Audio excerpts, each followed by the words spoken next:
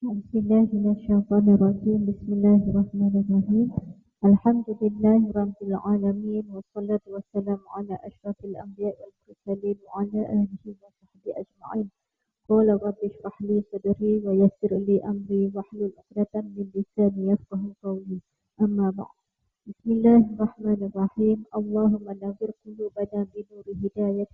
Ya Allah, ya Tuhan kami, terangilah hati kami dengan cahaya hidayah-Mu, ya Allah. Allahumma ya muqallibal qulub, tsabbit qulubana ala dinika wa ala ta'atika, wahai Tuhan kami, tetap teguhkanlah hati-hati kami dalam mentaati-Mu serta memperjuangkan agama-Mu, ya Allah, ya Rahman, ya Rahim. Rabbana atina fid dunya hasanah wa fil akhirati hasanah wa qina adzabannar.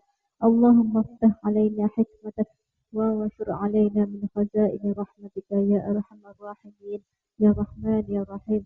Jadi alhamdulillah, pertamanya kesyukuran dipanjatkan ke hadrat ilahi kerana masih diberi peluang kepada kita lah untuk bertemu hari ini setelah berapa lama ya Kak ya? Dah sebelum PKP lagi kan? Sebelum saya bersalin lagi. Masa tu saya ni baru lepas bersalin, dah 4 bulan dah baby. Jadi sebelum PKP lagi, tak silap bulan 4 tu bulan berapa? Bukan, awal tahun hari tu lagi. Bulan 2 nak buat tak jadi, lepas tu PKP lagi dan sebagainya. Ini pun saya risau, sebab tu saya telefon akak semalam. Ada ke tak ni? Sebab dengar kata virus kita ni makin banyak. Saya risau tiba-tiba kuliah-kuliah sama-sama tempat lain, maksudnya terpaksa di stopkan. Tapi alhamdulillah masih lagi diboleh. Tapi kita kena ambil kata langkah berjaga-jagalah.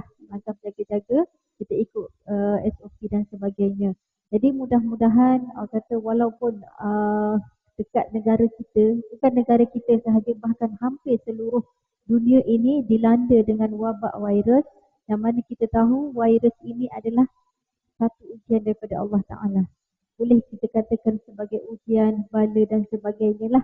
Masing-masing boleh mentakrifkan bagaimana keadaannya, tapi bagi kita orang yang beriman, kita akan menganggap suatu ujian itu sebagai peringatan daripada Allah Subhanahu Wa Taala. Mudah-mudahan dengan wabak virus yang Allah uji kepada kita ini, Allah akan mendekatkan diri kita dengannya, dengan Allah Ta'ala melalui apa? Makna kata bila mana Allah landa ujian sebegini, kita akan cuba buat sesi muhasabah, kita cuba bermuhasabah dengan Allah Subhanahu Wa Taala. Kemudian dengan cara begini boleh mendekatkan kita kepada Allah Subhanahu Wa Taala. Dan tak lain tak bukan sebenarnya apa-apa ujian sekalipun yang Allah berikan kepada kita, walaupun dalam bentuk berbeza. Makna kata kalau si Aminah, Allah uji dia dengan kehilangan suami. Kalau si Amin, Allah uji dia dengan kehilangan anak, contoh. Kalau si Ali, Allah uji dia dengan orang yang susah. Cari kerja macam mana, tak ada kerja. Nak makan susah, kais pagi makan pagi, kais petang makan petang. Kita nampak Allah susun bagaimana ujian itu berbeza-beza, tidak sama. Dan kita tidak berhak untuk mengatakan, alah, aku dulu pun susah juga tapi boleh hidup. Kenapa kau hidup susah tak boleh hidup? Nampak tak? Jangan, tak perlu kita kata banding-bandingan. Sebab apa? Sebab la yukallifullahu nafsan illa wus'aha. Allah tidak akan mentaklifkan. Maknanya Allah tidak akan beri sesuatu ujian itu melainkan mengikut kemampuan. Ada orang ni daripada kecil dia hidup susah. Dia dilatih, ditarbiyah. Maknanya jiwa ketan. Bila mana dia besar, usia 30 tahun, 40 tahun, Allah bagi ujian yang hebat sangat. Sampaikan kita rasa kita tak mampu. Sebab apa? Ialah daripada kecil kita dibelai, dimanja. Baru ni, suami saya imam masjid Seksyen 7. Biasa, masalah rumah tangga kadang-kadang jumpa dengan suami. Kadang-kadang on call. Telefon Ustaz, saya nak jumpa Ustaz. Dia masalah suami isteri. Kadang kita pun kata yang tak apalah, pergilah. Kita nak selamatkan rumah tangga orang. Baru-baru ini, baru lagi, sepasang suami isteri. Isteri dia ni agak manja lah. Daripada kecil, terlalu manja. Mak ayah terlalu manjakan dia. Mungkin dia anak bongsu pun tak pasti. Sampaikan suami dia daripada Johor naik motor. Semata-mata nak jumpa dengan isteri, nak jumpa dengan suami. Yang orang yang komenkan ni adalah abang kepada si isteri ni. Sebab apa? Sebab baru tahun setengah nak bercerai. Masya Allah. Baru tahun setengah. Apa yang suami terkejut sangat, kata kenapa sampai nak bercerai. Isterinya kata apa, saya tak tahanlah dengan suami. Saya tak sabar dengan suami, ada anak orang. Suami saya tak bantu dan sebagainya. Kemudian kita dengarlah dua-dua pihak. Tapi secara kesimpulan yang kita boleh tengok adalah si isteri terlalu manja. Tidak boleh memikul tanggungjawab sebagai seorang isteri dengan hati terbuka. Sampaikan si abang yang isteri ni pun kata dia ni terlalu manja sangat. Kita boleh nampaklah mana yang betul. Sampaikan suami saya cakap, cuba kita perhatikan dan cuba kita muhasabah apa kebaikan suami kepada kita. Dan mana-mana kalau kita jumpa suami isteri ni kadang-kadang ialah nak bercerai-berai, kadang-kadang daripada bisikan syaitan, betul tak? Syaitan ni ada sahaja membisikkan supaya orang berpecah belah. Dalam satu mukadimah hari ini saya nak ceritakan satu kisah sebelum saya masuk tajuk hari ini Al-Mar'atus Salihah, iaitu wanita bidadari syurga. Tajuk hari ini saya akan diskuskan berkaitan dengan bidadari syurga, yang mana tajuk dalam buku ini saya belajar kat Syariah dulu, buku saya belajar semasa dekat diploma. Dan saya setakat ni cari belum ada lagi yang terjemahan. Saya nak buat terjemahan tapi tak ada siapa detail. Jadi agak susah sikit, saya terpaksa baca dalam bahasa Arab dan saya cuba terjemahkan. Dan nak katanya, pada permulaan mukadimah ni saya nak bawa satu kisah suami isteri jugalah.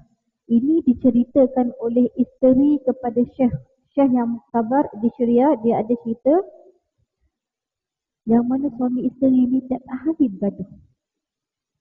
Ada je yang tak kena. Ini jiran kepada Syekhah. Tiap hari bergaduh. Dan si isteri ni dia suka duduk dekat tingkap sambil buka tudung dan sambil suka menggelamun, suka tengok dekat tingkap dan sebagainya lah. Suka tengok pemandangan luar. Biasa rumah harap ni dia binak. Binak ni maknanya apa? Dia binaan tinggi, rumah harap kan. Rumah harap dia suka buat binaan yang tinggi dan keadaannya orang kat Syariah dia bukan orang yang senang lah. Kebanyakannya orang susah. Kemudian si suami ni tak suka dengan cara isteri suka duduk kat tingkap. Lepas tu dia kata, sekali lagi kalau aku balik nanti kau duduk dekat tingkap dia kurang macam tu lah Dia cakap Arab lah. Akan jatuh talak satu. Bukan talak satu, talak tiga. Talak tiga. Kemudian bila mana si suami nak balik rumah, tengok si isteri duduk dekat tepi tingkap, dia tengok Masya Allah. Jatuh tak talak? Si isteri duduk dekat tingkap. Jatuh talak. Tak semena-mena bercerai-berai. Kemudian si suami dan isteri jumpalah dengan Syekh ni lah. Syekh yang jiran dia ni. Dia ceritalah keadaan dia, masalah dia. Semua cakap semua itu adalah talak tiga. Harus diceraikan, makna kata si isteri kena kahwin dengan orang lain dan wajib buat hubungan suami isteri dengan suami baru. Kemudian barulah dia kena ceraikan. Orang panggil Cina buta kan? Cina buta. Tapi dalam Islam dia tak ada istilah Cina buta. Cuma dalam orang Melayu saja dia sebut sebagai Cina buta. Kemudian si suami tak boleh nak terima. Kemudian dia pergi cari lagi guru yang lain, syekh lain, tanya masalah. Semua jawapan yang sama, si isteri kena kahwin lain. Kemudian last kali dia jumpalah dengan seorang guru, tapi guru ni bukan guru yang betul-betul ikut ajaran Islam. Dia kata boleh. Maknanya kamu tak perlu kahwin, isteri tak perlu kahwin lain, kamu teruskan hubungan suami isteri kamu ini duduk macam biasa. Barulah dia rasa dia lega, dia balik rumah dia, duduk macam suami isteri, buat hubungan macam suami isteri, hidup macam biasa. Dan apa yang Syekhah ni nak cerita sebenarnya, lepas kejadian itu, suami isteri ni duduk satu rumah, dia kata apa? Dia kata, Masya Allah, tak pernah dengar suami isteri ni bergaduh lagi. Padahal sebelum ni tiap hari bergaduh. Tapi ni tak pernah nak bergaduh. Kemudian bila ditanya-tanya, rupa-rupanya bila kita selidik, rupa-rupanya syaitan dah bersukuria. Sebab apa? Dia telah pun berjaya untuk memusnahkan satu perkara besar. Maksudnya dalam hubungan suami isteri ni, menghalalkan benda yang haram. Apa dia menghalalkan benda yang haram? Hubungan tadi. Setiap masa berzina. Berzina maksudnya apa? Berzina ni banyak kaedah, banyak kita faham.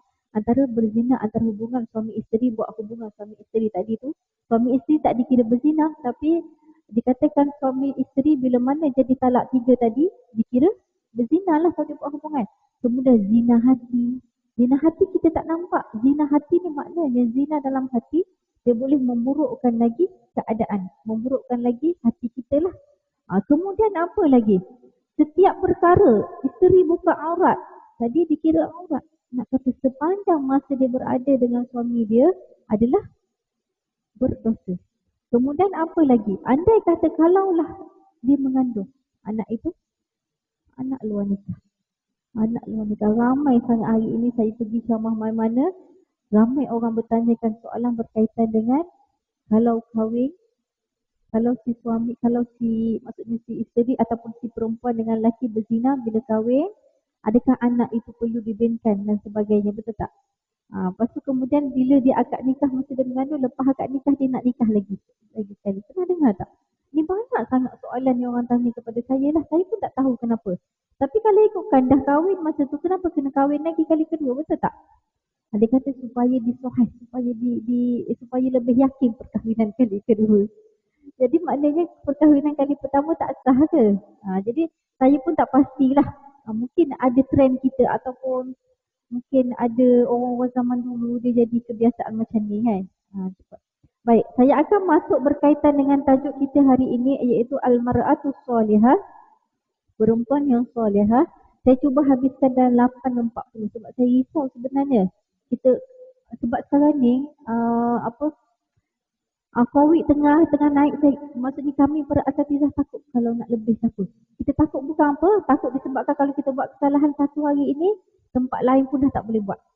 Sebab ini surau ni dekat dengan Jaiz ni. Saya risau sebenarnya. Jaiz, di bawah Jaiz ni kan surau ni. Saya risau lah. Kadang-kadang mungkin kita tak bagi tahu, tapi mungkin ada orang pantau. Kami kena berwaspada lah. Jadi tak apa, lepas ni kita nampak COVID ni dah turun, kita boleh lebih insya-Allah. Saya akan usahakanlah untuk kita luangkan masa sama di sini.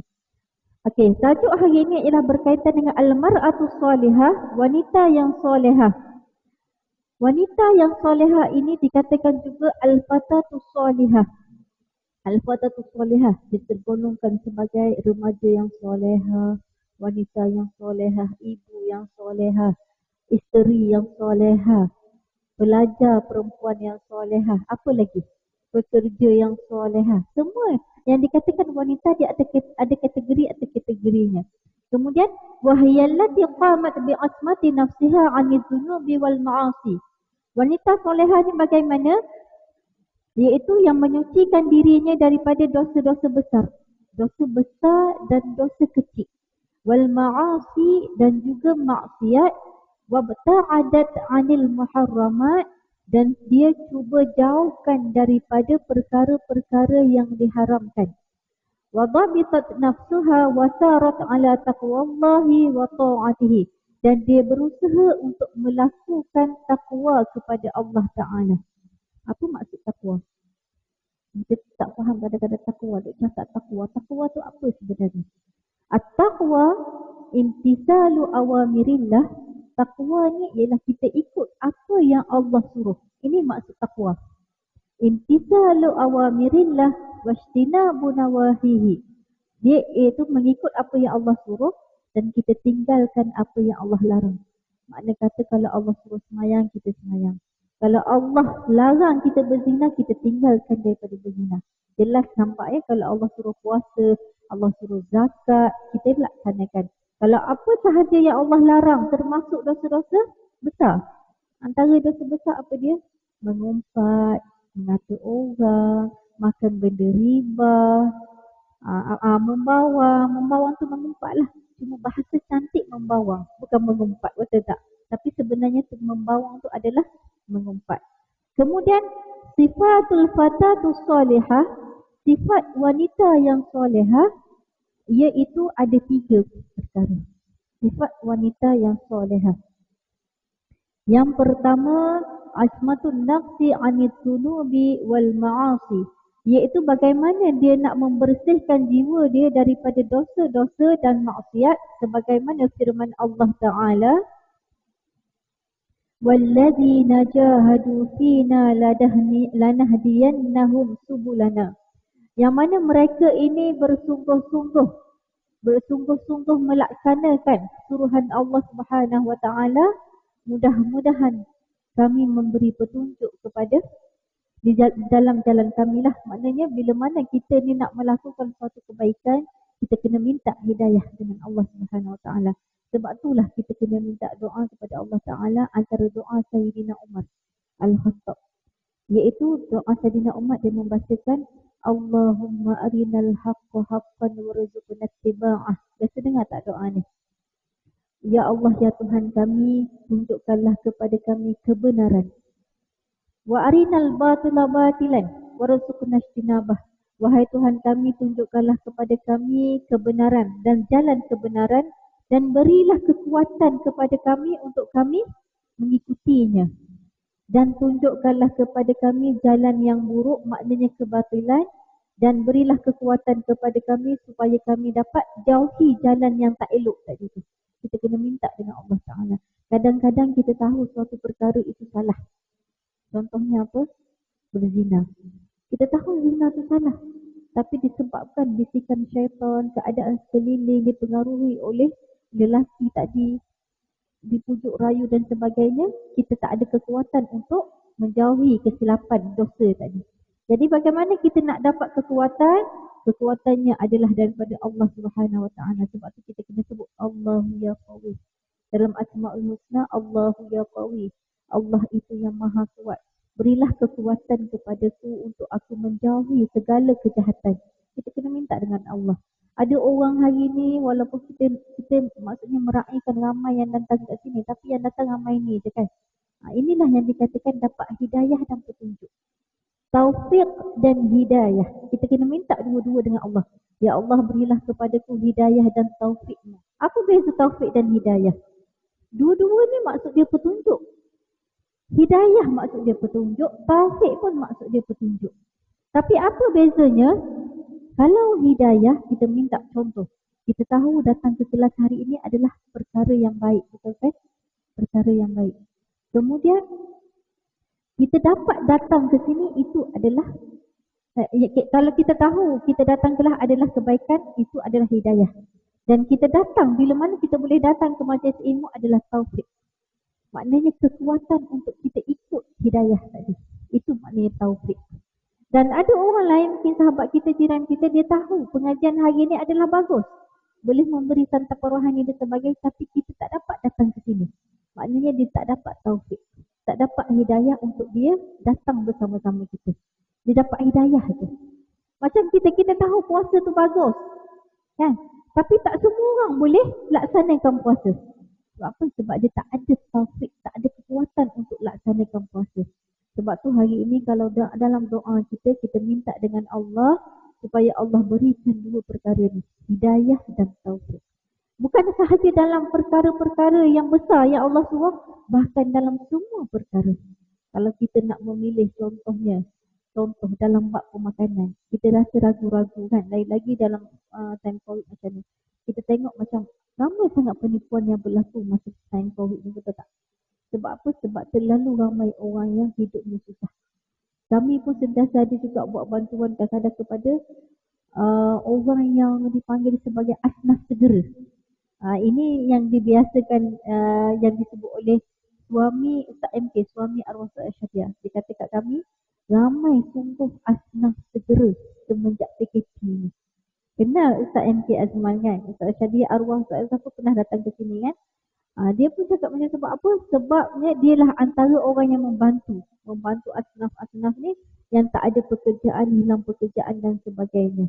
Tapi disebabkan asnaf segera ataupun bukan asnaf lah, kita kata orang yang susah lah. Bila mana tak ada duit, bila mana dia uji dengan kesusahan, macam-macam perkara yang berlaku, antaranya merompak, mencuri dan sebagainya. Ini yang kita tak nak lah. Tak nak. Kemudian antara bagaimana kita nak bersihkan jiwa lagi adalah kita kena menjaga daripada penyakit hati. Biasa orang sebut dah penyakit hati ni. Penyakit hati ni ada 6. Yang pertama takabur. Penyakit hati ada 6, iaitu yang pertama takabur. Takabur iaitu sombong. Dia merasakan diri dia hebat apa yang Allah bagi kepada dia. Sedangkan semuanya milik Allah. Allah bagi pinjam sementara sahaja. Yang kedua, penyakit hati yang kedua, ujub. Iaitu bangga pada diri sendiri. Dia rasa kelebihan yang ada pada dia, kalau takabur tadi dia sombong dengan kelebihan dia ada. Dia ujub berbangga. Dia suka memuji diri sendiri. Duk cerita ke sana ke sini. Tapi dia lupa semua tu milik Allah. Allah bagi pinjam sahaja. Allah nak tarik sekelip mata sahaja kan. Kemudian yang ketiga, penyakit hati yang ketiga iaitu riak. Riak ni maksudnya apa? Asal perkataannya ro'a, melihat, memperlihatkan. Riak pun dia memperlihatkan kelebihan yang dia ada kepada orang lain. Ini penyakit riak. Riak ni yang diceritakan dalam kitab Tanbihul Ghafilin, kitab tasawuf, bab yang pertama sekali, bab ikhlas. Lawan riak adalah ikhlas, betul tak? Ikhlas ni dia tak menunjuk ke orang. Riak dia mempamerkan kepada orang. Jadi bab pertama sekali dalam kitab Tanbihul Ghafilin, Tanbihul Ghafilin maknanya peringatan bagi orang yang lalai. Kitab ni bagus sangat, karangan Imam Al-Ghazali. Bab yang pertama sekali Rasulullah ada bersabda, dia kata, syirik yang paling kecil adalah ar-riak. Syirik ada dua. Syirik yang paling besar adalah kita menyekutukan Allah. Betul? Bagaimana maksud kita sekutukan Allah? Maknanya kita yakin ada Tuhan lain selain pada Allah. Itu syirik yang paling besar, yang mana kalau syirik ini boleh membuatkan dia keluar daripada Islam. Dan ada juga hari ini dia jadi was-was. Ini syirik ke tak, syirik ke tak. Contohnya apa? Contoh kalau peniaga. Dia rasa tak laku dia berniaga. Kemudian dia menggunakan kaedah guna pelaris. Pelaris boleh tak? Tak boleh, sebab dia menggunakan kuasa lain untuk melariskan produk ni. Ataupun dia nak menyihirkan orang. Boleh tak? Sebab apa? Sihir tu memang dah tak boleh, dosa besar. Yang kedua ni yang tak boleh sebab dia syirik kerana apa? Dia menggunakan kuasa lain, iaitu kuasa syaitan untuk menyihirkan, maknanya untuk memusnahkan kebahagiaan yang dia dengki tadi. Jadi syirik yang pertama tadi tu, syirik yang paling besar menyekutukan Allah adalah dosa besar dan dia keluar daripada Islam. Boleh dikatakan keluar daripada Islam dan Allah tidak akan menerima agamanya lagi, melainkan dia bertaubat dan dia perbarui syahadah dia lain, syahadah yang lain lah. Kemudian syirik yang kecil tadi, nampak tak syirik yang paling besar tadi adalah syirik, maknanya besar sangat kan, sampai tak Allah dah tak terima. Syirik yang paling kecil sekali adalah ar-riya. Riya. Maknanya kata riya ni penyakit yang susah sangat kita nak nampak. Kadang-kadang contohnya kita ada contoh lah. Saya ada telefon baru. Ini contoh yang mudah. Baru je beli. Untuk main-main depan. Oh, tapi sebenarnya kita nak tunjuk handphone kita. iPhone kan. Ini contoh, saya tak kata kat siapa-siapa. Tapi ini satu contoh yang mudah bagaimana riak itu menyelubungi hati kita. Kadang-kadang kita tak perasan. Tengok, oh biarlah orang kata aku ni ada duit, aku ni main handphone baru kan. Tak adalah jatuh standard, tapi contoh lah. Kemudian kita pun tak perasan. Kemudian kita biarkan penyakit dia. Apa lagi yang kita ada? Padahal kita tak adalah banyak duit sangat, contoh lah ya. Kemudian kita biarkan penyakit riak ni. Tapi sebenarnya riak itulah penyakit yang paling bahaya, yang mana bila kita biarkan boleh memudaratkan hati kita. Sekejap lagi saya akan terangkan apa kesan apabila penyakit hati ini kita tak bagi ubat. Mana kita tak rawat. Sekejap lagi. Saya habiskan dulu, ada 3 lagi penyakit hati. Yang keempat ialah hasad. Al-hasadu, hasad dengki. Hasad ni ada 2 Saya jelaskan biar kita jelas. Hasad ni ada 2. Yang pertama, hasad yang dibolehkan. Contohnya apa dia? Hasad yang dibolehkan apabila kita menjadikan orang yang berjaya sebagai inspirasi. Contoh, kita nampak kakak kita ni berjaya dalam bisnes. Contoh, kita rasa dengki. Dengki apa? Kita dengki dengan kebolehan yang dia ada supaya kita nak buat juga. Kita jadikan sebagai inspirasi untuk kita. Dan dengki yang kedua, dengki yang tidak dibolehkan, iaitu kita dengki dengan kelebihan, keistimewaan, kebahagiaan yang dimiliki oleh orang sekeliling kita. sehingga kan kita rasa kurang senang. Kurang senang, ada je yang tak kena. Ini hasad yang tidak dibolehkan. Kemudian yang kelima, nifaq. Nifaq ni ialah berpura-pura. Munafik. Munafik ni asal perkataan daripada nifaq, iaitu berpura-pura. Orang yang munafik ini pada zaman Nabi sudah pun ada. Nabi Rasulullah sallallahu alaihi wasallam kata, bagaimana kita nak tahu orang tu munafik? Orang munafik ni kita tak tahu, betul tak? Depan kita cakap lain, di belakang cakap lain, tapi yang tahunya adalah Allah Ta'ala sahaja yang tahu hatinya. Sebab tu Rasulullah kata, bagaimana kita nak tahu orang tu adalah munafik? Cuba kita ajak dia datang semayang Jumaat. Nak tak? Dia semayang seorang diri pun dia rasa susah nak semayang sebab dia depan orang dia buat baik, belakang dia tak buat baik. Dia nak semayang lagi lah, susah nak semayang. Apatah lagi kalau kita ajak dia semayang berjemaah. Rasulullah kata kalau kita nak tahu dia ni munafik ke tak, kita ajak dia semayang berjemaah. Nanti kita akan tahu bagaimana dia ni nak melaksanakan atau tak solat berjemaah tadi. Kemudian yang keenam, an-namimah wal ghaibah, iaitu dia ini suka mencela dan mengata orang. Mencela dan mengata orang, ada yang tak kena. Di mulut itu lisan, tapi dalam hati ni ada yang tak kena. Memanglah orang tak nampak, tapi itu tak kena, ini tak kena dan mengata. Bila mana kita suka mencela orang, kita tak merawat, sebab itu keluarnya sifat suka bersangka buruk. Betul. Bagaimana sifat bersangka buruk boleh zahir? Kerana daripada sifat an-namimah wal ghaibah. Daripada sifat dia suka bersangka buruk, daripada sifat dia suka menyangka-nyangka dan suka mengata orang. Asalnya dia mengata dalam hati je. Tapi bila tak tahan, lama-lama boleh jadi bersangka buruk. Bersangka buruk ni adalah satu perkara yang tak elok lah. Tak kata semua itu berpunca daripada penyakit hati. Yang cuma saya nak bagi tahu, penyakit hati ni bila kita tak rawat, apa akan jadi? Dia akan jadi keras.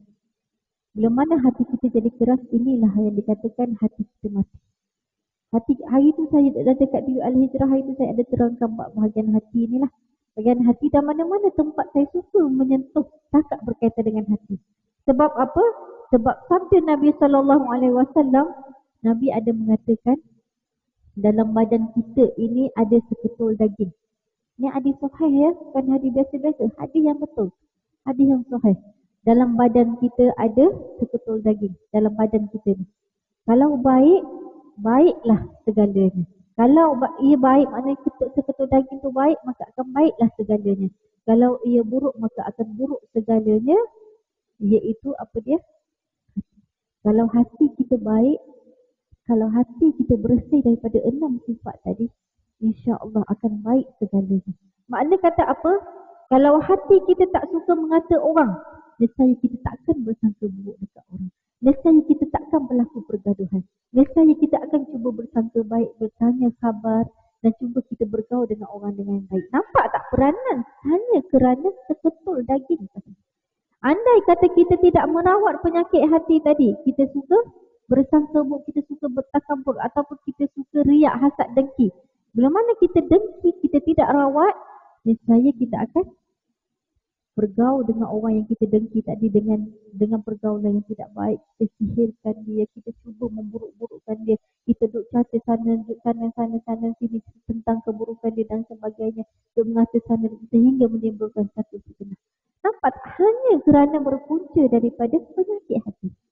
Jadi penyakit hati ni sebenarnya, hati ni ada 3 bahagian. Yang pertama, al-qalbu salim, hati yang bersih. Hati yang bersih ni bagaimana? Kita nak tahu hati kita yang bersih ni adalah kita sentiasa sukakan kebaikan. Hati yang bersih. Nak solat, nak mengaji. Kalau kita tak buat, kita rasa rindu membuat-buat nak buat. Nak datang pengajian ilmu ni adalah hati yang bersih.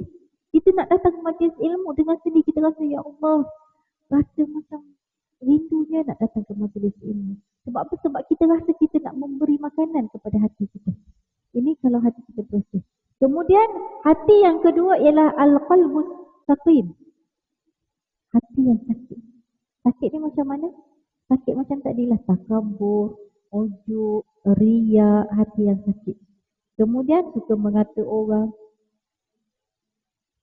Al-qalbus saqim, hati yang sakit. Saqim, Alif lam mim qaf ya mim. Saqim. Saqim iaitu hati yang sakit, iaitu hati yang maksudnya ada je yang tak kena dengan orang itu, tak kena ini, dan dia mempunyai 6 sifat tadi. Kalau dia tak mempunyai 6 penyakit hati tadi, satu pun dikira hati yang sakit. Contohnya dia bukan munafik, tapi dia suka riak. Mujuk-mujuk. Saya ada berjumpa dengan seorang pakcik ni ya. Masya Allah, saya kesian sangat pada dia. Dia dah tua, dah 70-an. Allah bagi ujian dia sakit. Sakit. Tapi dalam usia yang tua, Masya Allah, nak pergi kedai dekat rumah pun gosok baju. Isteri pun dah tua, dah tak larat. Tapi kadang-kadang suruh si isteri. Saya jumpa ya, ni masalah yang diceritakan kepada saya lah. Tapi bukan untuk mengaibkan. Tapi bagaimana penyakit hanya kerana teriak tadi. Maksudnya action dengan orang. Action, tak nak bagi orang tahu dia ni susah. Tak nak bagi tahu, yang tak nak menampakkan tentang kelemahan yang dia ada. Dia tak nak, tak boleh orang tahu tentang kelemahan yang dia ada. Apa yang dia ada, harta, ada kereta dan sebagainya. Nak cerita dan supaya orang puji dia. Bila balik kampung berhadapan dengan saudara mara, oh tak boleh cerita biasa-biasa, nak cerita besar. Inilah satu ujian di usia yang tua yang mana saya kata, Masya Allah, kesian sangat. Saya yang menceritakan kepada saya adalah anak dia. Anak dia pun tak boleh nak kata apa. Bayangkan di usia 70-an dah tua, betul tak? Jadi saya harap sangat untuk saya lah yang masih muda ni belajar daripada sekarang, dan acik-acik sekalian kita dah menginjak, maksudnya dah berusia, apa sangat yang kita nak bawa. Riak ini saya terangkan tadi penyakit syirik yang paling kecil. Bayangkan Masya Allah. Dan saya cuba bagi tahu kepada anak dia, saya nak jumpa kepada pakcik ni. Tapi belum ada kesempatan lagi. Saya pun tak berani nak tegur. Sampaikan dia pun pesan kepada anak dia tadi, kita mesti kemas. Betul, kita kena kemas. Tapi jangan sampai satu tahap kita nak satu kesempurnaan yang mana kita tak boleh nak memperlihatkan kelemahan yang kita ada kepada orang lain.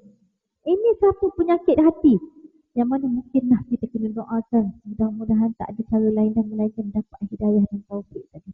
Kesian sangat-sangat. Dia buat amalan banyak mana.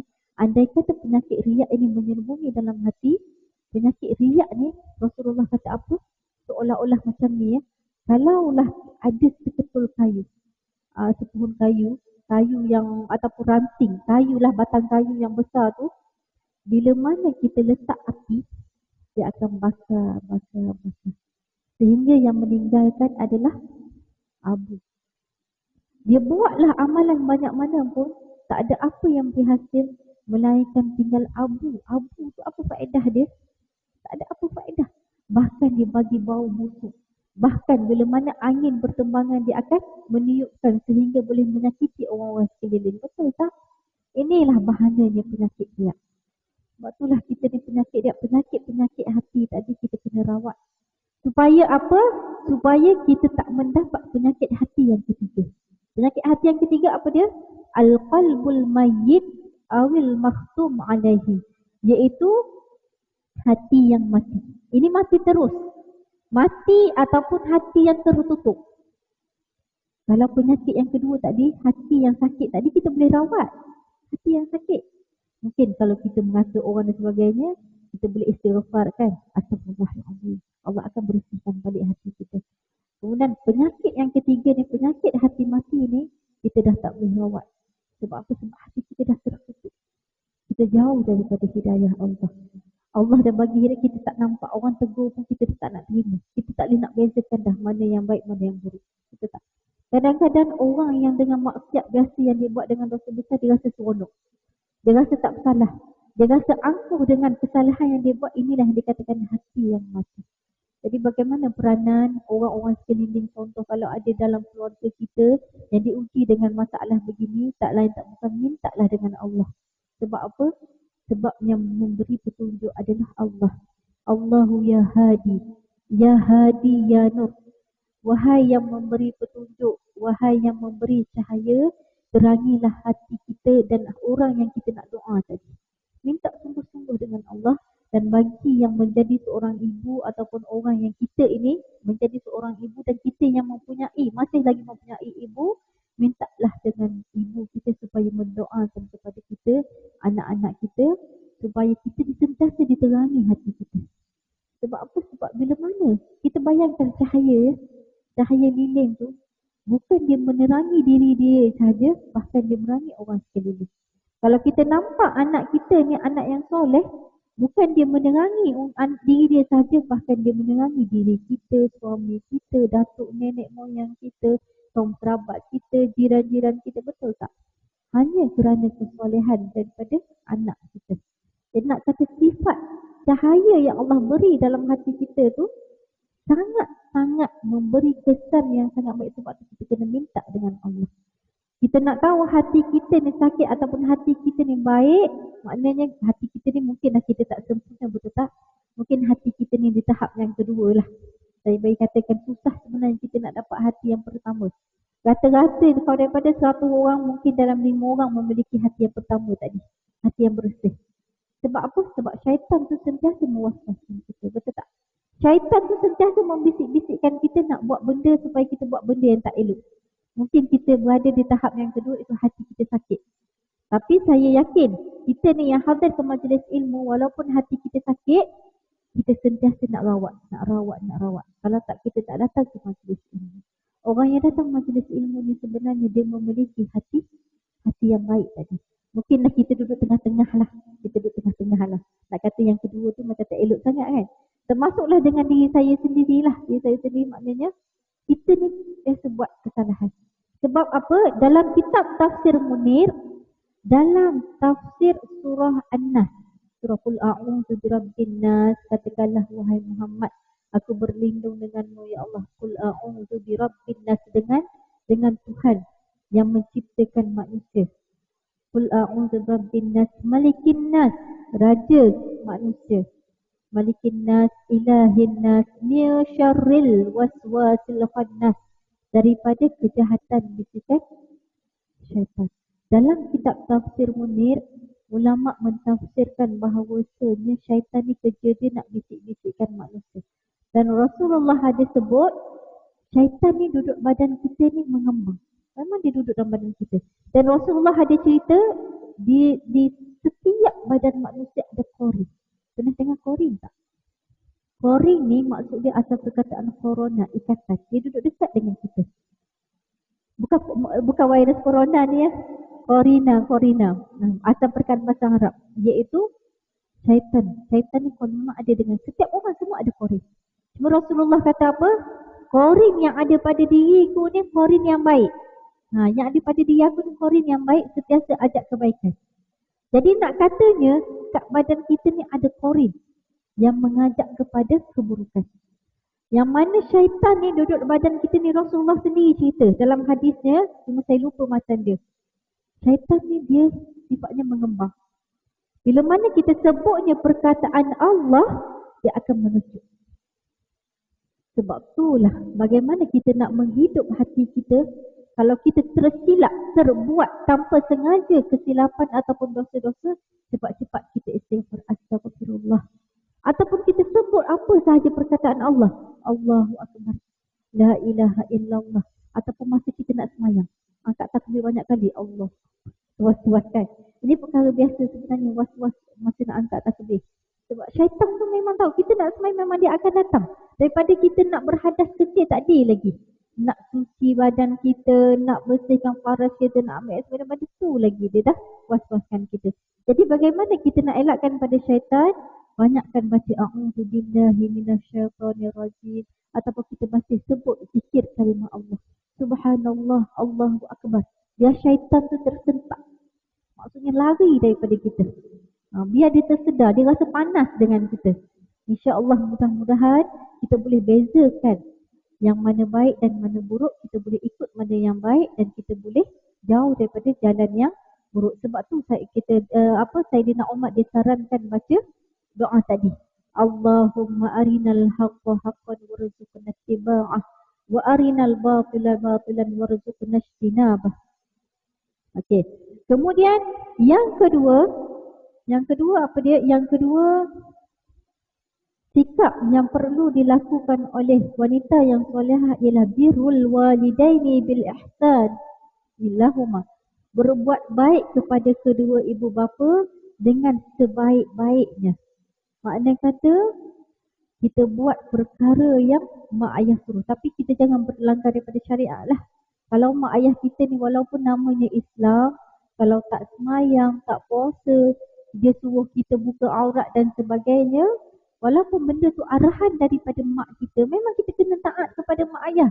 Tapi mestilah bertempat. Makna kata kalau dia bercanggah dengan syariat, tak boleh kita ikut. Sama juga hukumnya dengan suami isteri.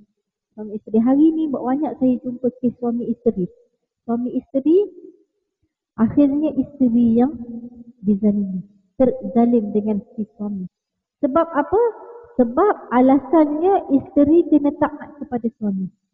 Jadi suami tu buat apa saja dia buat aja. Sebenarnya tak boleh. Kalau si suami, contoh kalau suami ni dizalim nafkah tak bagi dan sebagainya, kemudian mak ayah kita pun dia tak bagi pergi. Nampak tak? Maksudnya dia menghalang kita buat benda yang tak baik. Pada masa yang sama, memang dia suami kita. Tapi kita kena tahu mana yang perlu kena ikut dan mana yang perlu kita tak perlu ikutlah. Kita kena tahu sebab tu perempuan ini kita kena ada ilmu. Sebelum kita maksudnya berumah tangga kita kena ada ilmu. Bagaimana kita nak melayani suami, bagaimana kita nak bermuamalah dengan suami, bagaimana kita nak ikut arahan suami, dalam perkara apa kena ikut suami dan dalam perkara apa kita tak perlu ikut suami. Ada ni lah maksudnya ada ilmu-ilmunya. Kemudian yang ketiga, husnul khuluq ma'al khalqi jami'an. Berbuat baik sesama makhluk semuanya. Kita cuba bergaul dengan makhluk sekeliling kita, dengan jiran kita, dengan suami, dengan anak-anak, dengan mak ayah mertua, dengan jiran, dengan guru, dengan siapa lagi? Dengan pekerja-pekerja kita, dengan staf dan sebagainya lah. Maksudnya bergaul dengan baik. Sebagaimana sabda Nabi SAW, ittaqillahi haitsuma kunta wasbi'is sayyi'atal hasanata tamhuha wa khaliqin nasi bi khuluqin hasanah. Rasulullah SAW bersabda, bertakwalah kamu kepada Allah kat mana sahaja kamu berada. Maknanya kata kalau hatta kita duduk dalam bilik air pun kena bertakwa. Betul tak? Bagaimana contohnya kalau kita ada sampah. Contoh yang mudah saya bagi tengok lah. Kita boleh nampak. Kalau kita ni ada tuala wanita kita dalam keadaan haid. Dalam keadaan haid contoh. Kita rasa orang tak nampak. Kita pakai campak saja. Tapi bila mana kita ada sifat takwa, kita malu kepada Allah sampaikan nak mandi telanjang pun kita rasa malu. Betul tak? Sebab kita meletakkan, kita merasakan Allah itu maha wujud. Allah itu ada, dia melihat di mana sahaja kita berada. Bila mana kita meletakkan Allah itu maha wujud, maknanya Allah itu sifatnya wujud, ada, dia melihat apa sahaja hamba-Nya melakukan, dia pergi ke mana sahaja, nescaya dia akan rasa takut kepada Allah Ta'ala. Ini kena belajar dalam bab akidah lah. Bagaimana kita nak merasakan Allah itu wujud. Kita kena mahirkan konsep sifat 20 Allah Subhanahu Wa Ta'ala. Sifat Allah dan 20 apa dia? Wujud, qidam, baqa', mukhalafatul hawadis, qiyamu binafsih. Sampai akhir lah, sampai 20. Tak kata Masya Allah. Bila kita meletakkan kewujudan Allah Ta'ala dalam hati kita, nescaya kita akan rasa di sana adanya kemanisan bila kita melakukan sesuatu perkara yang Allah suruh. Bahkan kita bukan rasa kemanisan, kita rasa membuat-buat, nak buat lagi kebaikan yang Allah suruh. Ini indahnya bila mana kita meletakkan Allah itu maha wujud dalam hati kita. Kemudian antara perkaranya lagi, kita mestilah menjauhkan daripada penyakit lisan. 8 perkara tadi. Dalam pergaulan kita tadi, kita cuba elakkan daripada 8 perkara yang 8 keburukan yang berpunca daripada lisan, daripada mulut kita dalam pergaulan. Sama ada kita bercakap dengan mak ayah kita, bagaimana kita nak elakkan 7 perkara tadi ya. Yang pertama al-kizbu, iaitu berdusta, berbohong. Kita cuba elakkan. Yang kedua al-khalfu fil wa'di. Kita cuba elakkan mungkir janji. Yang ketiga al-ghibah. Yang tadi penyakit hati tadi dia mengata dalam hati. Ini maksudnya membawang tadi.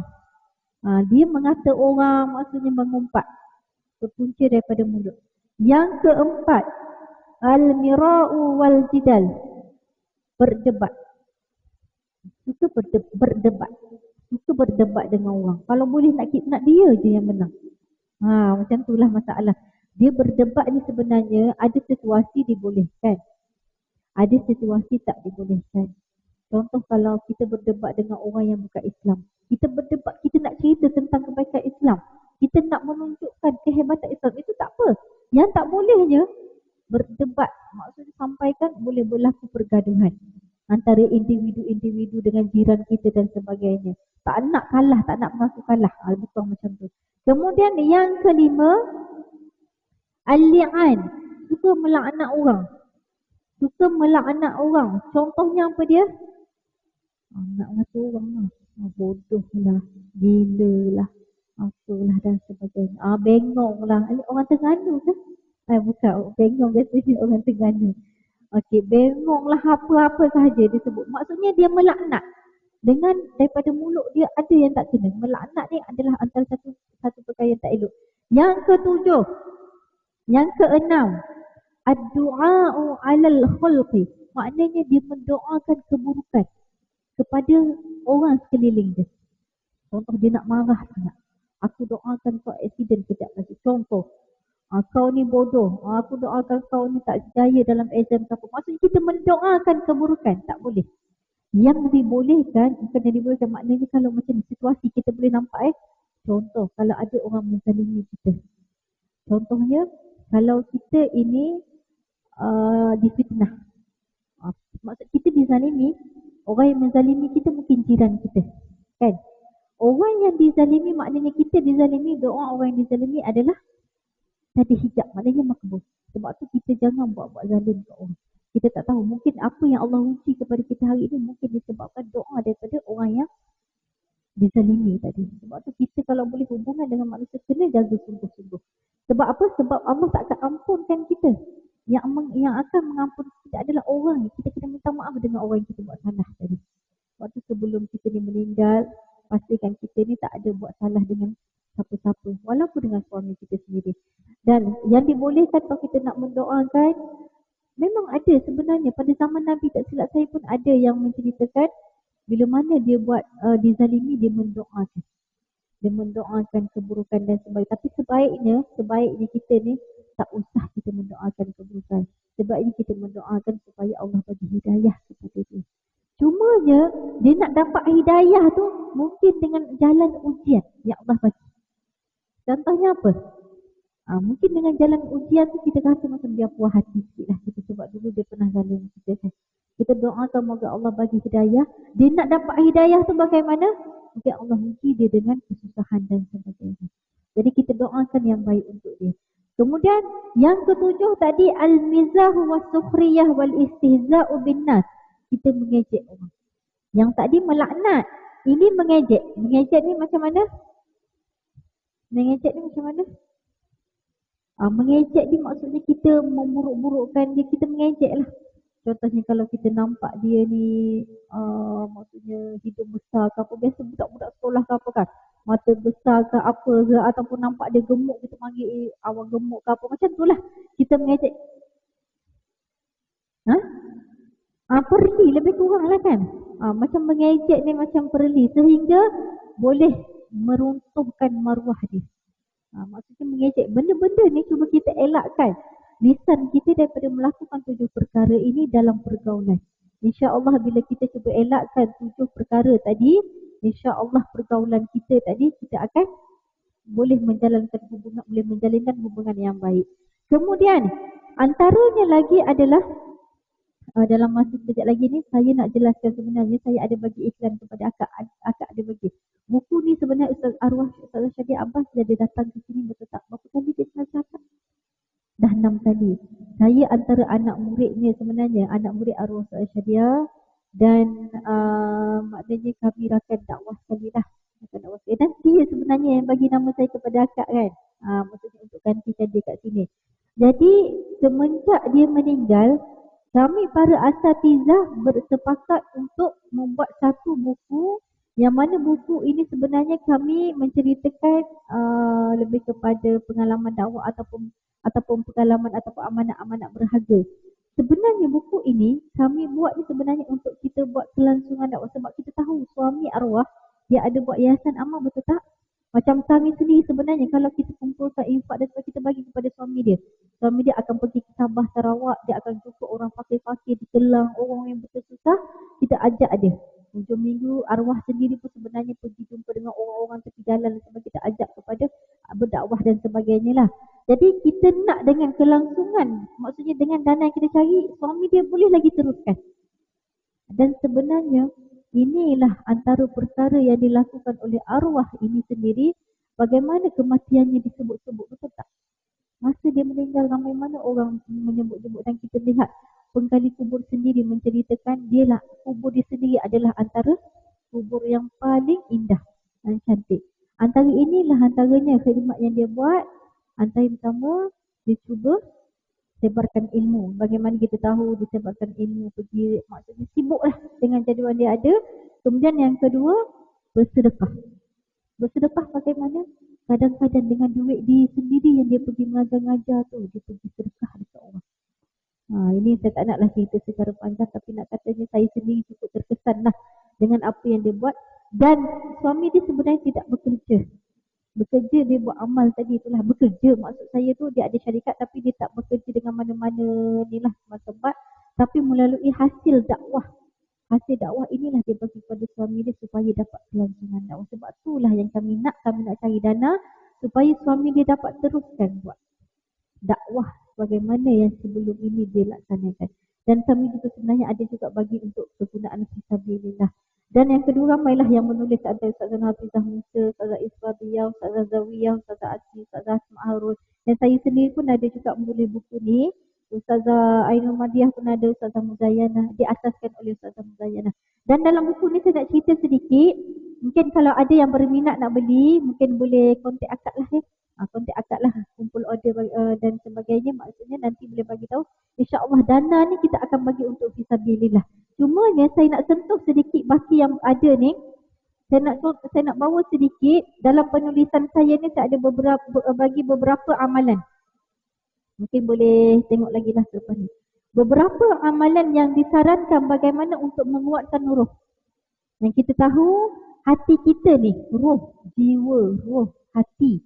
Dia lebih kurang je kalau kita bagi maksud tafsirnya, dia perlukan kepada bekalan. Yang mana yang saya tulis dalam buku ni sebenarnya telah pun saya sendiri lakukan dan diamanahkan oleh guru-guru kami. Masya Allah, nak kata kesannya bukan sikit-sikit. Kesannya cukup hebat kalau kita laksanakan dengan ikhlas. Kalau tak ikhlas tak jadi. Ikhlas maksudnya apa? Ikhlas. Dalam kitab Tanbihul Ghafilin yang saya sebut tadi ikhlas, ada disebut ditanya siapa dia ikhlas. Ikhlas ini ialah orang yang menceritakan, orang yang menyembunyikan keburukan yang dia buat, orang yang menyembunyikan kebaikan yang dia buat sebagaimana dia menyembunyikan keburukan yang dia buat. Maknanya kata apa? Kalau dia melakukan suatu perkara, dia tak cerita ke orang. Sebagaimana kalau dia buat buruk, dia tak cerita ke orang. Dia malu nak cerita ke orang kan. Tapi saya tadi bukan nak cerita ke orang yang saya buat. Tak. Cuma nak bagi tahu kesannya yang amat mendalam kalau kita lakukan dengan ikhlas. Kesannya bukan kepada diri kita sahaja, bahkan kepada orang-orang sekeliling kita. Kita doakan. Antaranya apa? Antaranya yang pertama, sentiasa istighfar. Pesanan yang pertama adalah istighfar. Sabda Nabi SAW, barang siapa yang melazimi membaca istighfar, Allah akan menjadi dari setiap kesedihan kelonggaran. Makna kata apa? Kalau kita sedih diuji dengan ujian, kita istighfar astaghfirullahalazim, Allah akan melonggarkan kesedihan.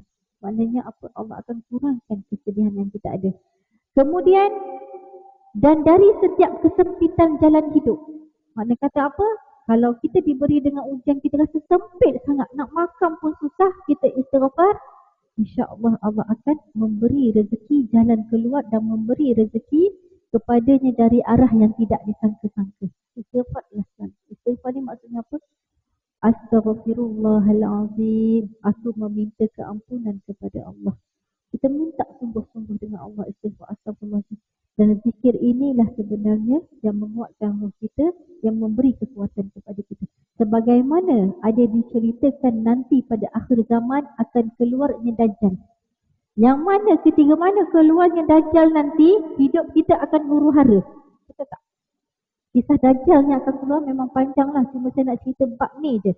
Bab bagaimana zikir ini boleh menguatkan roh, sehingga zikir inilah yang boleh menguatkan hati orang-orang yang beriman. Rasulullah pesan apa?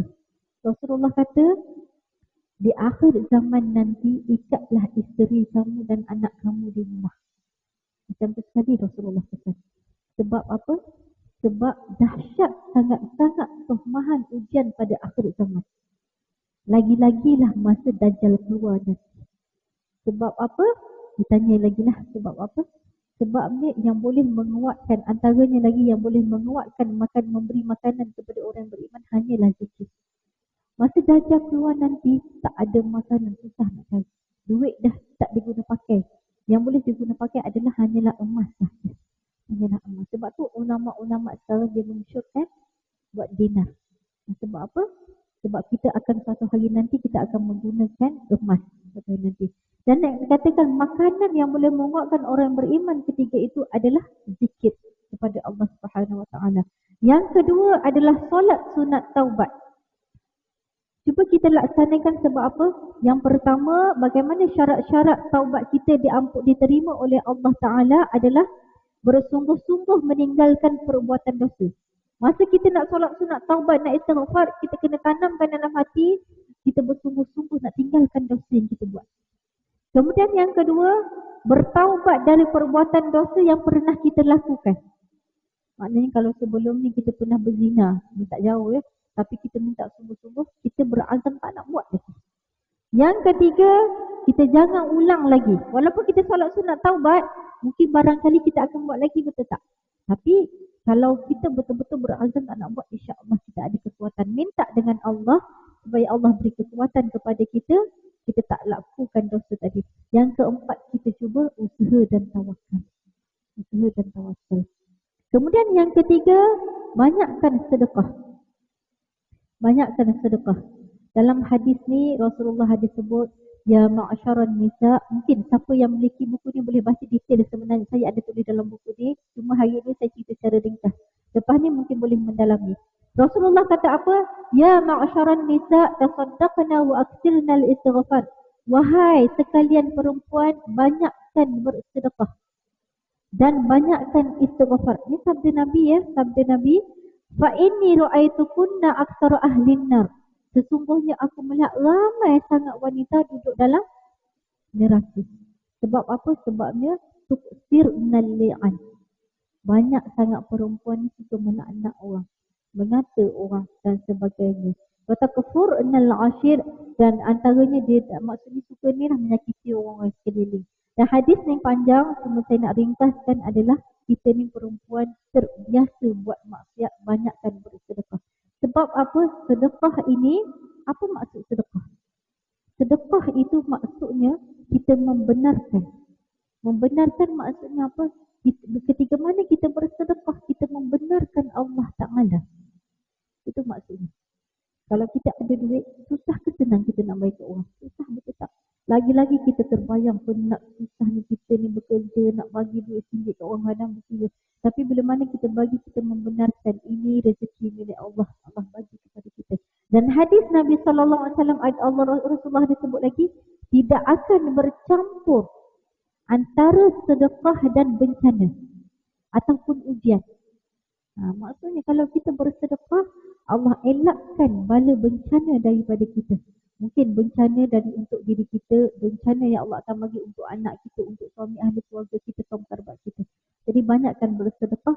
Kalau boleh bersedekah setiap hari. Sebab apa? Guru saya pun ada menasihatkan cuba lakukan 2 amalan, iaitu bersedekah dan solat sunat taubat setiap hari. Kemudian yang keempat, amalkan zikir pendinding diri. Bacalah. Kalau dalam buku ni saya tulis Bismillahirrahmanirrahim la yadurru ma'asmihi.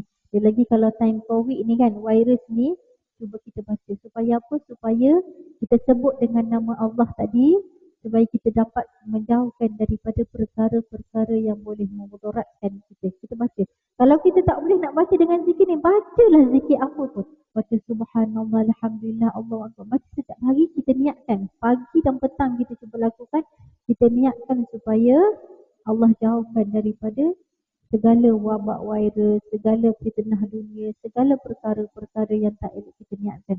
Kemudian yang kelima, baca Al-Quran. Baca Al-Quran. Kemudian yang ada 6 nasihat kat sini. Saya teringat dengan satu kisah yang mana ada seorang ustaz ni, dia forum sekali dengan saya, dia nasihatkan, dia kata kita baca Quran ni adalah antara dialog kita dengan Allah Ta'ala. Dialog kita dengan Allah Ta'ala. Seolah-olah kita boleh bayangkan seperti beginilah. Kalau seorang ibu, setiap hari dia nak mendengar suara anak dia, betul tak? Setiap hari nak mendengar. Kadang-kadang dia tunggu sehari mana anak tak telefon. Sampai berminggu-minggu, berbulan-bulan. Sedih tak hatinya? Sedih. Macam itulah Allah Ta'ala. Tunggu setiap masa mana hamba ku ni tak membaca Al-Quran dan tapi kita minta melebihi daripada apa yang kita nak. Tapi kita pun nak mengaji pun payah. Lebih itulah. Saya bila mana ustaz ni menceritakan, saya rasa betul lah. Kadang-kadang kita ni, dialog kita dengan Allah itu kita tak buat. Tapi kita minta melebihi keperluan kita. Bagaimana Allah nak mendengar rayuan hati kita? Sedangkan perkara yang mudah untuk kita buat, nak baca Al-Quran walaupun sikit pun kita susah nak buat. Bagaimana Allah nak memakbulkan doa kita? Jadi, jadilah Al-Quran ini sebagai dialog kita dengan Allah. Bila mana kita buat sungguh-sungguh, Masya Allah kita rasa seronok. Nak buat lagi. Walaupun tak sempat nak mengaji semuka Al-Quran, baca surah pendek, baca ayat sikit pun tak apa dah. Sebab apa? Sebab antara sifat ayat Al-Quran ini adalah syifa'un, kesembuhan kepada segala penyakit hati, kesembuhan daripada banyak-banyak penyakit.